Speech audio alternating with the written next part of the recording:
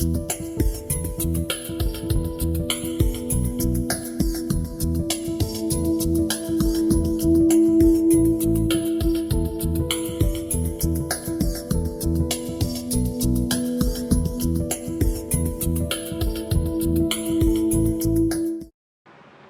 in many cases, people are asking for something ordinary, typical. And we just need to figure out how to do it. And then there's that question, who can make a choice?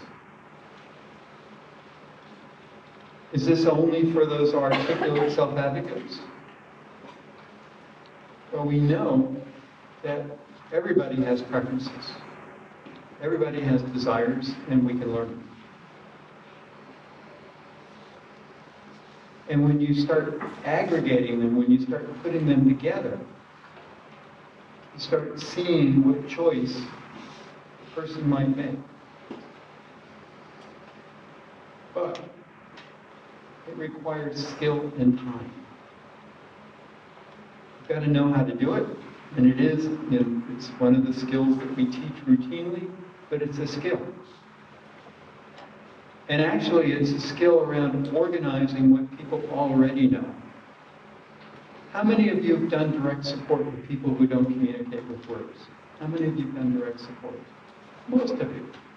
So, when you're working with somebody that you deeply cared about, and you worked with them for more than 6 months, did you know what they like and dislike?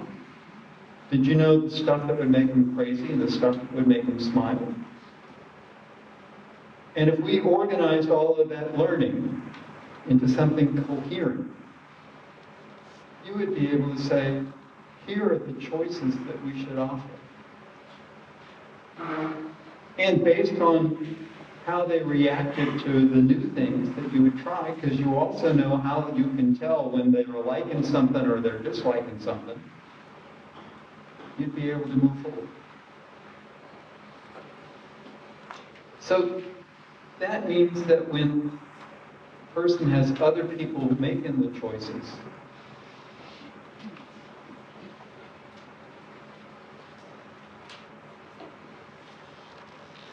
we have to use something called substituted judgment.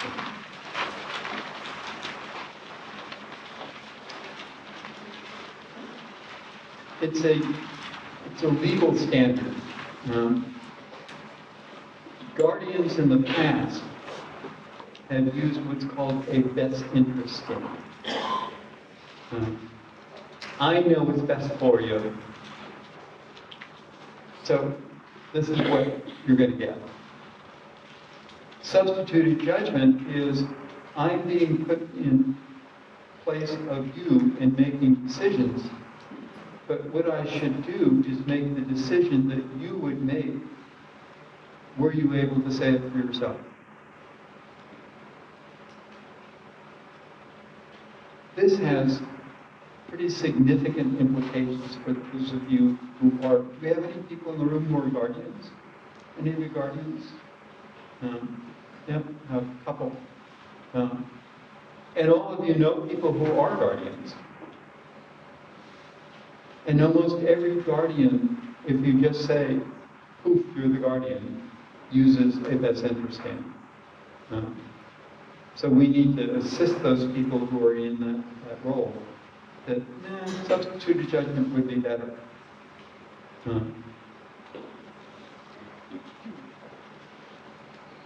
Any questions about this choice? Yes?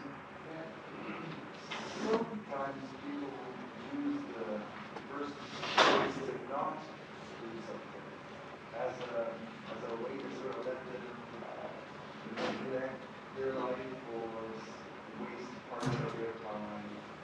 Yeah, comment on. So, did everybody hear? So, he said, what about when people say, well, it's his choice, and that's why I sat on the couch with him watching TV. It's his choice, that's why he's wearing clothes for 2 weeks in a row, because that's his favorite shirt.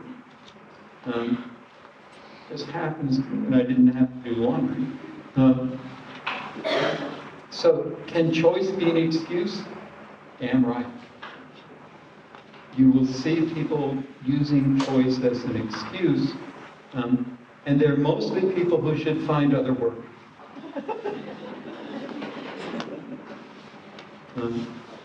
And that's part of what makes choice a bit tricky.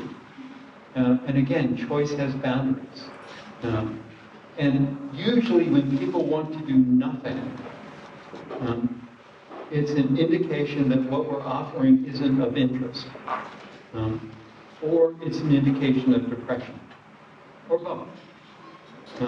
So when people don't want to do things, and I had a friend of mine who described this day service that people didn't want to go to as a day-wasting program.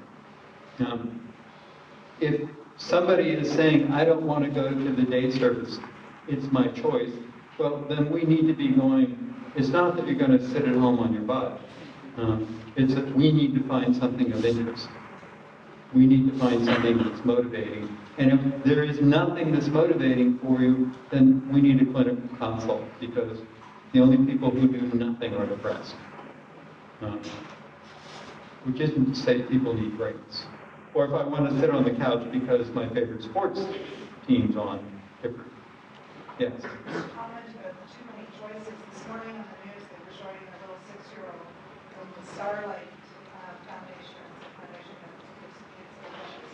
He was diagnosed with leukemia last year, and so this year they were giving him 3 minutes in a toy store to grab whatever he wanted. And the poor kid, he could hardly take off to go collect stuff, because it was just like, where do I go? Paralyzed, yes. So all the adults were grabbing stuff off the shelf for him, but he was just... Yep. Did you hear what she was saying? So she was talking about something on TV this morning from the Starlight Foundation, where this little boy or girl, little 6-year-old boy, plunked in the middle of the toy store and told, get anything you want. And it's like, oh my God. All that stuff around, what do I want? Whereas the adults who were with him, who knew his interests, were immediately grabbing stuff. Because choice already had boundaries for them. Whereas he was just being confronted with this excess. 3 things, grab 3 things. Oh, he had 3 minutes to grab what he wanted, yeah. It'd be interesting to analyze what the adults grab. Did they go for the most expensive? Did they really think about what he wanted? Anything else about choice? We'll kind of loop back to it, because it kind of runs through everything. And again, it seems easy. It seems really simple. And it is foundational. But it is also complex.